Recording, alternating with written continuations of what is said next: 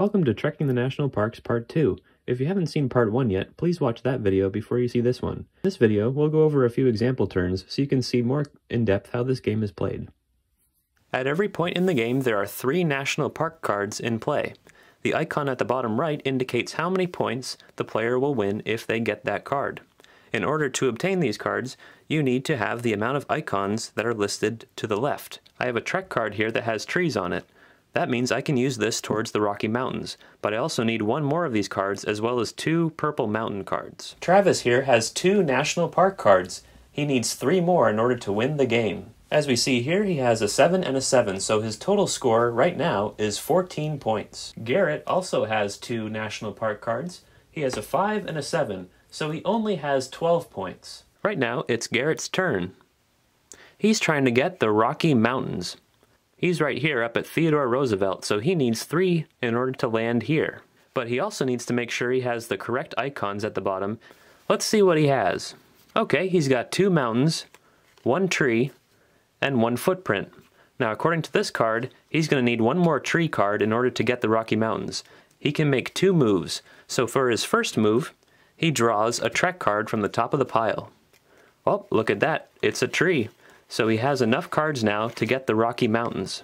So for his second and final move, he plays the footprint card, so that's 3. So he takes his little trekker and he goes 1, 2, 3, lands on the Rocky Mountains. Now when you collect a national park card, that's a whole nother move in of itself. Garrett's already used up his 2 moves, so even though he has the amount of Trek cards to get this, he can't actually go yet until his next turn. Now it's Travis's turn.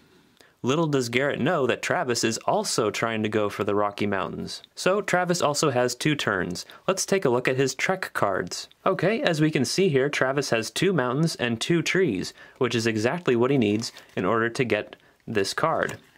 He also has a boot that has the number 4 on it. So for his first move, he's going to play this card and move 4 spaces. So he's going to move 1, 2, 3, 4.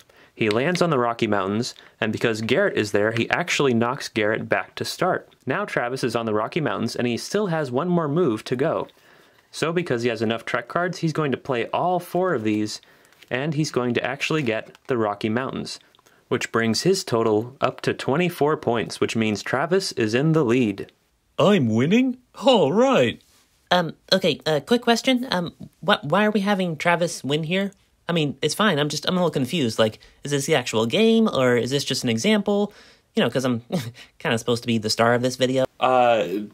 So, in the end, trekking is a really fun, competitive game. It's perfect for families and people who love the outdoors. My favorite part about the game is there are multiple ways you can win points. It requires a fair amount of strategy, and you have to change gears quite a bit as the game progresses. It's pretty unpredictable, and it's always different every time you play it. Not overly complicated, but just enough to keep you on your toes. Well, that's all for today's Game Arena. Thanks for joining us, and we'll see you next time.